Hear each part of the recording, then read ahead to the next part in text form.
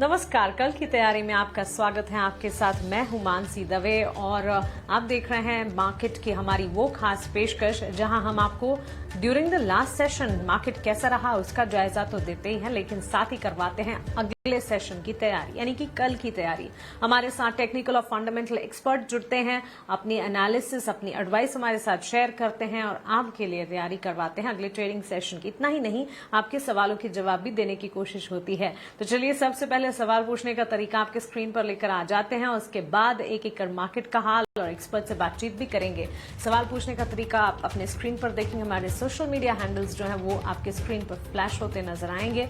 YouTube पर हमें सवाल पूछे और मेरी पूरी कोशिश होगी कि इस बुलेटिन में बाजार से जुड़े आपके हर सवाल का जवाब मैं दे पाऊं, हमारे एक्सपर्ट के जरिए वो आपको बता पाएं कि आपके सवालों मार्केट से जुड़े स्टॉक स्पेसिफिक क्वेरीज पर आपको इस वक्त क्या करना चाहिए। तो कल की तैयारी की शुरुआत करते हैं और ये शुरुआत जो है लास्ट ट्रेडिंग सेशन का जायजा लेकर कर लेते हैं। लास्ट ट्रेडिंग सेशन साल 2025 का आखिरी ट्रेडिंग सेशन रहा और क्या जबरदस्त सेशन रहा।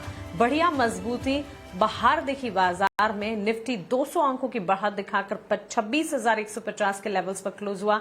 बैंक निफ्टी में भी हमने देखा करीब 400 अंकों की बढ़त, 59,600 के लेवल्स पर क्लोजिंग। बढ़िया तेजी पर आपको बता दें 9th स्ट्रेट ईयर था जबकि निफ्टी ने रिकॉर्ड हाई हिट किया on the last trading session. इसके अलावा literally advances 10th consecutive year mainly financial stocks में, ऑटोमोबाइल प्लेयर्स में नजर आए। मोर देन 30 स्टॉक्स निफ्टी के जो थे वो निफ्टी इंडेक्स के वो हरे निशान के साथ क्लोज होते हुए दिखे। बैंक निफ्टी में भी बैंक्स एंड फाइनेंशियल्स में अच्छी मजबूती रही। मिड कैप ने रिकॉर्ड हाई इस साल चुना, इनफैक्ट 6 कॉन्जिक्यूटिव ईयर कह सकते हैं, led by L and T finance, AB capital जैसे स्टॉक्स अच्छी खासी मजबूती दिखा रहे थे। स्मॉल कैप में 2 साल के जो गेनिंग स्ट्रीक थे वहां से थोड़ी अंडर परफॉर्मेंस जरूर दिखी, लेकिन मेटल स्टॉक्स की शाइन बरकरार रही।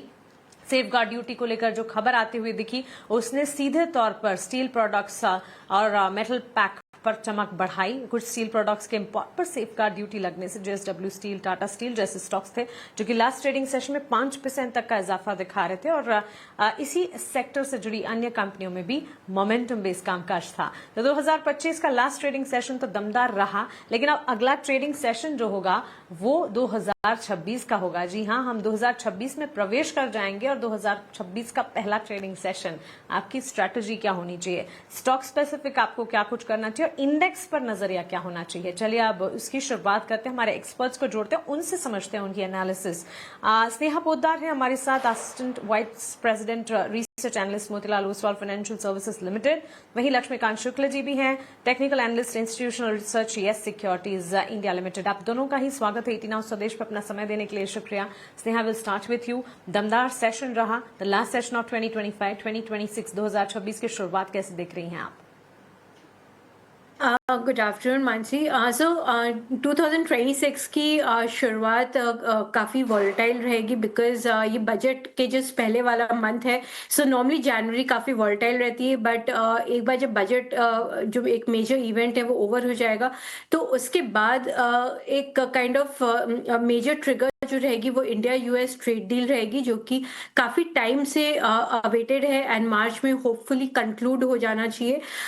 सो ओवरऑल 2026 एक अच्छा ईयर एक्सपेक्टेड है बिकॉज जो अर्निंग्स की जो साइकिल है जो कि FY25 में जस्ट 1% हमने ग्रोथ देखी थी और फर्स्ट हाफ भी काइंड ऑफ थोड़ी सबड्यूड थी, बट देन ये सेकेंड हाफ ऑफ FY26 से एक रिकवरी एक्सपेक्टेड है जो कि और स्ट्रेंथन होगी जब हम FY27 में स्टेप इन करेंगे अप्रैल मंथ से। तो FY26 हम कुछ 9-10% की अर्निंग्स ग्रोथ पे क्लोज करना चाहिए और FY27 में कुछ 15% के अराउंड अर्निंग्स ग्रोथ एक्सपेक्टेड है। अगर ये अर्निंग्स अचीव होते हैं तो डेफिनेटली मार्केट की जो रिकवरी रहेगी काफ़ी अच्छी रहेगी इन 2026 एंड ये लार्जली लार्ज कैप लेड रहेगी बिकॉज लार्ज कैप्स में वैल्यूएशन कंफर्ट काफ़ी हाई है। Mid and small cap premium में ट्रेड कर रहे हैं, स्पेशली स्मॉल कैप्स काफी हाई प्रीमियम में ट्रेड कर रहे हैं, जहां पे अभी भी थोड़ी सी अर्निंग्स को लेकर निराशा है। सो स्मॉल कैप्स में मैं उतनी कॉन्फिडेंट नहीं हूं, बट देन लार्ज कैप में काफी अच्छा कंफर्ट है, एंड मिड कैप में जहाँ पे अर्निंग्स ग्रोथ भी काफी हाई है बट देन वैल्यूएशन भी थोड़े स्ट्रेच है, तो वहां पे एक सिलेक्टिव अप्रोच के साथ 2026 में प्रवेश कर सकते हैं। Okay, that was quite a view. Thanks for that view Sneha ji. Laxmikant ji, आपका भी स्वागत है। आप बताएं नए साल की शुरुआत और किस तरह से देख रहे हैं आप, सेंटिमेंट्स किस तरह के पैन आउट होते हुए दिखेंगे। हाँ, ट्रिगर्स ढेर सारे हैं, लेकिन शुरुआत कैसी होगी आपके हिसाब से? गुड आफ्टरनून मानसी जी। तो जिस तरीके की रिकवरी हमें आज के सेशंस में देखने को मिली है, वो हमें लग रहा है कि कल के सेशंस में भी जारी रहनी चाहिए। मार्केट ने 4 दिनों के डिक्लाइन के बाद एक bullish morning star kind of pattern turn daily charts पर बनाया है। मुझे लगता है कि ये एक रिवर्सल पैटर्न है 4 दिनों की गिरावट के बाद। अगर 26,000 टू 35 to 40 के लेवल्स अगर टूटते हैं, तो यहाँ से हमें 300 to 400 पॉइंट की और बढ़त देखने को मिल सकती है। मुझे लगता है कि नेक्स्ट लेवल अभी फिलहाल 26,500 के आसपास आते हुए दिखाई दे रहे हैं। अगर 26,250 के ऊपर अगर हमें ब्रेक थ्रू मिलता है, तो डेफिनेटली हम आगे की तरफ बढ़त बनाएंगे। वहीं पर अगर सपोर्ट की बात करें, मार्केट ने कई बार 50 SMA के लेवल को रिस्पेक्ट किया है और वहीं से हमें फिर से रिबाउंड देखने को मिला है। तो जब तक 50 डे SMA के लेवल्स इंटेक्ट रहते हैं, जो कि अभी फिलहाल 25,900 के आसपास दिखाई दे रहे हैं, तब तक हमारे इंडेक्स में मजबूती बनी रहेगी। वहीं पर बैंक निफ्टी की बात करें, एक लंबे कंसोलिडेशन के बाद बैंक निफ्टी ने फॉलिंग ट्रेंड लाइन का एक ब्रेकआउट दिया है। लंबे समय से बैंक निफ्टी 59,500 लेवल के आसपास आकर फिसल जाता था, बट आज जिस तरीके से वहां पर ब्रेक थ्रू देखने को मिले हैं, तो मुझे लगता है कि बैंक निफ्टी आने वाले समय में आउट परफॉर्म करेगा।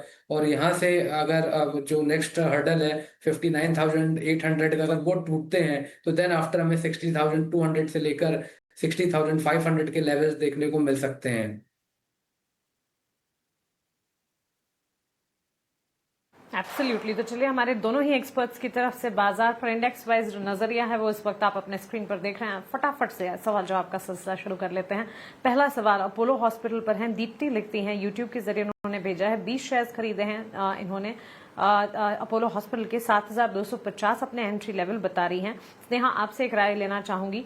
फार्मा स्पेस को आप ट्रैक भी करती हैं, इनफैक्ट आउटलुक इनका जो है लंबी अवधि का है, 1 से 2 साल का नजरिया ही बनाकर चल रही हैं अपोलो हॉस्पिटल में। एज डिफेंसिव हम अमूमन देखते हैं इनफैक्ट कि जब मार्केट में वॉलेटिलिटी होती है, जो कि 2025 में काफी दफा नजर आई, तब फार्मा स्पेस बाजार को संभालते हैं। When we talk about pharma, it's not just one sector, सब सेक्टर्स कई सारे, health care, diagnostic, hospital, CDMO, CRAMS. कैसे देखते हैं अपोलो हॉस्पिटल की चाल? 7250 की एंट्री है इनकी। देखिए, अपोलो हॉस्पिटल क्योंकि इनका लॉन्ग टर्म का नजरिया है, तो मैंने सजेस्ट करूंगी कि ये होल्ड करे। अभी ओवरऑल जो हेल्थ केयर स्पेस है वहां पे मोमेंटम काफी लैकिंग है, तो सभी स्टॉक्स जो हेल्थ केयर स्पेस में अच्छे खासे करेक्ट हुए हैं। बट अपोलो हॉस्पिटल इन्होंने रिसेंटली अपनी पूरी स्ट्रैटेजी को चेंज किया है, एंड एक अच्छा इनके सामने नेक्स्ट 2 to 3 इयर्स के लिए आउटलुक इनफैक्ट काफी रोबस्ट है। इनफैक्ट अर्निंग्स ग्रोथ हम 30% प्लस एक्सपेक्ट कर रहे हैं over next 2 to 3 years, and इनकी जो सारी सब सेगमेंट्स है, एक जो हेल्थ कंपनी है, ऑफलाइन फार्मेसी बिजनेस है, उन सब में अच्छा एक हेल्दी बिजनेस मोमेंटम है, and double digit kind of growth उनमें एक्सपेक्टेड है। सो ओवरऑल अगर आप देखेंगे तो हेल्थ केयर स्पेस में अभी पेनिट्रेशन स्कोप काफी हाई है, प्लस जो लाइफस्टाइल जो चेंज हो रही है उनके कारण जो डिमांड है वो काफी स्ट्रांग है, प्लस जो मेडिकल टूरिज्म है वो भी एक काफी बड़े रूप में डिमांड लेके आएगा। सो एक लॉन्ग टर्म अगर आप 2 to 3 इयर्स का नजरिया लेके चलते हैं, तो ओवरऑल हेल्थ केयर स्पेस काफी प्रॉमिसिंग स्पेस है, एंड उसमें Apollo hospital one of the best placed company है, स्पेशली पोस्ट उनकी रिफ्रेश स्ट्रैटेजी के बाद ये स्टॉक काफी अच्छा है, वैल्यूएशंस काफी अट्रैक्टिव है। सो मेरी सलाह है कि आप इन्हें पेशेंटली होल्ड करिए, डेफिनेटली इससे पैसा बनेगा। एब्सोल्युटली। तो चलिए, ये राय अपोलो हॉस्पिटल पर हमें मिल गई है। दूसरा सवाल अश्वनी अहलुवालिया का है, नोएडा से लिखती हैं। लक्ष्मीकांत जी, आपसे राय जानना चाहेंगे। टाटा इन्वेस्टमेंट के 100 शेयर इन्होंने खरीदे हैं, अपने एंट्री लेवल 830 के बता रही हैं। शॉर्ट टर्म का नजरिया ये हमसे जानना चाह रही है। 697 697 के लेवल्स पर हमने टाटा इन्वेस्टमेंट में लास्ट क्लोज देखा है। हरे निशान के साथ क्लोज जरूर हुआ, लेकिन इनकी खरीदारी जो है अश्वनी जी की, वो ऊंचे स्तर की है और इसी वजह से करीब 13,000 का नुकसान भी है इस वक्त। क्या राय होगी? और वीकली चार्ट्स पे तो प्राइजेस काफी करेक्ट हो चुके हैं, और डेली के चार्ट्स पर तो पिछले 6 दिनों से यहाँ पे लोअर टॉप लोअर बॉटम के अनुसार ये ट्रेड कर रहा है। हालांकि आज के सेशंस में एक हल्का सा रिबाउंड देखने को मिला था, बट जैसे ही अपने ये जो स्टॉक है 20 डीएमए के पास आया, वहां से फिर से एक रेजिस्टेंस इसने फेस किया, और फिर से सेलिंग प्रेशर हमें दिखाई दे रहा है इस स्टॉक में। सो ओवरऑल जो सेंटीमेंट है वो काफी बेरिश है। तो मुझे लगता है कि इसमें से एग्जिट हो जाएंगे तो ज्यादा बेहतर रहेगा, क्योंकि अगर इनिशियल स्विंग लो जो कि अभी फिलहाल 690 के पास आते हुए दिखाई दे रहे हैं, अगर वो टूटते हैं तो इसमें हमें और लंबी गिरावट देखने को मिल सकती है, जो कि स्टॉक को पुश कर सकती है 660 से लेकर 650 ऑन द डाउन साइड। सो मुझे लगता है कि आने वाले समय में भी करेक्शन बढ़ सकता है, तो अगर एग्जिट हो जाएंगे तो ज्यादा बेहतर रहेगा। ठीक है, एक बार निकलने की चेष्टा करें। ये राय फिलहाल टाटा इन्वेस्टमेंट पर मिलती हुई। हाँ, नुकसान है आपको, लेकिन फिर भी आपको एक बार एग्जिट करना चाहिए। अगर आप मूव में स्टॉक मिल रहा है, दिख रहा है, तो एक बार निकल जाएं इससे। यही राय फिलहाल मिलती हुई। रमेश सिंह मुरादाबाद से लिखते हैं, स्नेहा इंटरग्लोब एविएशन पर खरीदारी कर रखी इन्होंने। 50 शेयर्स इंडिगो इंटरग्लोब एविएशन के इन्होंने खरीदे हैं, और यहाँ अपने एंट्री लेवल जो है ये बता रहे हैं 5,600 के। 3 महीने का नजरिया है 5,060 के आसपास, almost around 5,000। Last close InterGlobe aviation में हमने देखा था, मजबूती थी, दिन के उच्चतम स्तर पर क्लोज हुआ है, लेकिन इन्होंने भी खरीद ऊपर के स्तर पर की है, जिसके चलते नुकसान झेल रहे हैं। इंटरग्लोब एविएशन पर राय क्या होगी? मानसी जी, इनका क्योंकि नजरिया बहुत शॉर्ट टर्म है, तो शायद बेटर रहेगा कि ये निकल जाए, या एक दो महीना थोड़ा सा और होल्ड करके देख ले, because long term point of view से हमारा व्यू काफी पॉजिटिव है, बिकॉज ये company one of the leading companies है, 60% मार्केट शेयर है। So eventually company bounce back कर जाएगी, बट शॉर्ट टर्म में एटलीस्ट Q3 के नंबर्स इनके काफी खराब रहेंगे, बिकॉज जो ऑपरेशंस जो डिस्टर्ब हुआ था उसके कारण। एंड Q4 में ग्रेजुअली कंपनी अपने ओवरऑल ऑपरेशंस को फुल्ली रिज्यूम कर पाएगी, एंड प्लस जो इनके जो भी पेनल्टीज और चार्जेस है उनसे उभरने में इन्हें थोड़ा समय लगेगा।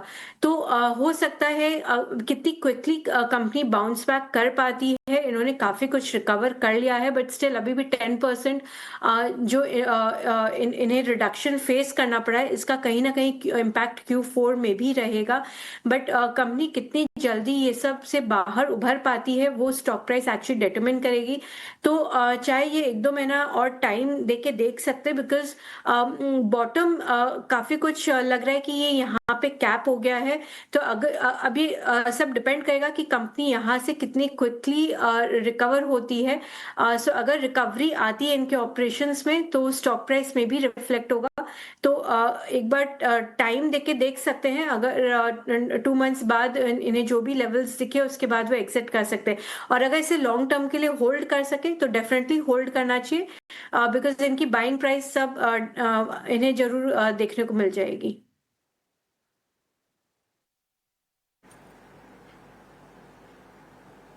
ठीक है रमेश जी, आप ही को एक बार डिसाइड करना होगा। अगर लंबी अवधि के लिए इंतजार कर सकते हैं तो बिल्कुल इंतजार कीजिए, बट अदरवाइज अगर शॉर्ट टर्म नजरिया बनाकर चल रहे हैं तो 2 महीने हो सकता है, इसे आप एक बार के लिए समझने की कोशिश करें। अगर वर्कआउट कर जाता है, आपके स्तरों पर मिल जाता है, तब फिर एक बार निकलने के बारे में सोचा जा सकता है। Long term play position conviction है, लेकिन शॉर्ट टर्म में शायद जल्दी से रन अपना नजर आए। यहाँ पर धीरज पांडे का सवाल है अगला, मुंबई से लिखते हैं, लक्ष्मीकांत जी JSW स्टील के 75 शेयर इन्होंने खरीदे हैं, और इनके एवरेज दाम जो है बता रहे हैं 950 के। JSW स्टील और पूरा का पूरा steel pack last trading session में बढ़िया तेजी दिखा रहा था, 5% की बढ़त। सेफगार्ड ड्यूटी की जो खबर आई उसका एक इम्पैक्ट था जो कि स्टील पैक पर नजर आ रहा था। JSW स्टील पर क्विकली इनके लिए राय दीजिएगा।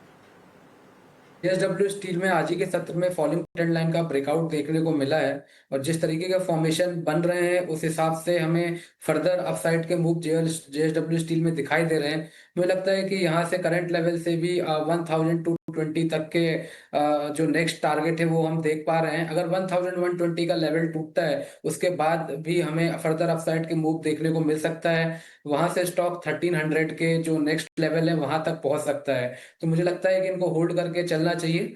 जो ये जो पॉजिटिव व्यू है हमारा तब तक मेंटेन रहेगा जब तक ये स्टॉक 1080 के ऊपर सस्टेन करता है।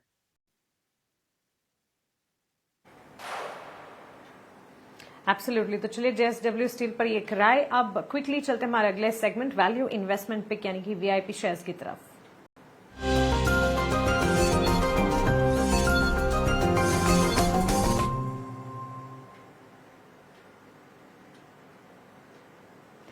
स्नेहा जी बताइए क्या होंगे आज के वीआईपी शेयर? मेरी पहली पिक है केईआई इंडस्ट्रीज। तो copper prices all time high पे ट्रेड कर रहे हैं, जिसके डायरेक्ट बेनिफिशियरी केबल कंपनीज रहती, तो उसमें KEI one of the contenders है। मोरओवर अगर आप देखेंगे तो केईआई इंडस्ट्रीज काफ़ी टाइम से अच्छा कंसोलिडेट कर रही थी। तो अब क्योंकि बजट सामने है एंड उनमें उसमें काफ़ी होप है कि काफ़ी केपेक्स रिलेटेड अनाउंसमेंट हमें देखने को मिल सकते हैं, जिसकी डायरेक्ट बेनिफिशियरी केबल कंपनीज भी रहेगी। एट द सेम टाइम अगर data centre power scheme related कहीं पे भी बड़े केपेक्स अनाउंस होते हैं, तो केईआई वहाँ बेनिफिट करेगी, बिकॉज ये real estate retail at the same time industrial cable demand सबको केटर करती है। सो केईआई इंडस्ट्रीज को आप रडार पे रख सकते हैं with a target price of 4960। मेरी दूसरी पिक रहेगी Mahindra and Mahindra. So GST cut के बाद ऑटो नंबर्स काफ़ी स्ट्रॉन्ग आ रहे हैं एंड वो केवल फेस्टिव डिमांड ही लेड नहीं थी, बिकॉज उसके बाद भी हमने नवंबर मंथ में और इवन दिसंबर मंथ में काफ़ी अच्छा पिकअप होते हुए देखा है डिमांड को। सो दिसंबर मंथ के नंबर्स कल डिक्लेयर होंगे, बट हमारी जो एक्सपेक्टेशन है 20% plus kind of monthly sales growth expect कर सकते हैं एमएनएम के केस में। एंड एमएनएम अगर देखें तो वो सभी सेगमेंट में काफ़ी तेज़ी से मार्केट शेयर गेन कर रही है, चाहे वो एसयूवी सेगमेंट हो, ईवी सेगमेंट हो, चाहे उनकी ट्रैक्टर और सीवी सेगमेंट हो, तो सभी सेगमेंट्स इनके काफ़ी अच्छे कर रहे हैं। सो एमएनएम को रडार पे रखा जा सकता है with a target price of 4275। ठीक है लक्ष्मीकांत जी, आप बताइए आपकी तरफ से वीआईपी शेयर्स क्या होंगे? जी हमारी तरफ से भी दो रिकमेंडेशन रहेंगे स्विंग ट्रेड के लिए। सबसे पहला है तो एबी कैपिटल। देखिए ट्रेंड काफी स्ट्रांग है, एक शॉर्ट टर्म डिप हमें यहाँ पर देखने को मिला था, बट अगर हम 8 से 10 दिनों का ट्रेंड देखें तो थोड़ा सा साइडवेज हो गया था, बट एक हमें आज कंसोलिडेशन ब्रेकआउट डेली के चार्ट्स पर दिख रहा है। और ऊपर से स्टॉक इसके जो प्राइजेस है वो सभी की मूविंग एवरेज के ऊपर सस्टेन कर रहे हैं। तो और इसकी क्लोजिंग भी आज उस ब्रेकआउट के ऊपर आई है, तो मुझे लगता है कि एबी कैपिटल को बाय करके चलना चाहिए। इसमें जो हमारा लक्ष्य रहेगा वो 376 का रहेगा।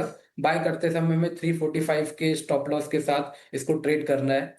दूसरा स्टॉक है बीएचईएल। बीएचईएल का भी जो ट्रेंड है काफी स्ट्रांग है। आज हमें एक डबल कप एंड हैंडल का ब्रेकआउट देखने को मिला है इस स्टॉक में, और ये स्टॉक में एमएसीडी पॉजिटिव क्रॉसओवर में नजर आ रहा है। आरएससी ऑलरेडी क्रॉसओवर दे चुका है, तो मुझे लगता है कि यहाँ पर भी तेजी बनी रह सकती है। तो भेल को भी हमें बाय करना है, और इसमें जो हमारा लक्ष्य रहेगा वो रहेगा 305 का। और जो हमारे जो स्टॉप लॉस है वो हमें लेकर चलना है अराउंड द लेवल ऑफ 276 का। यहाँ पर हमें स्टॉप लॉस लेकर चलना है।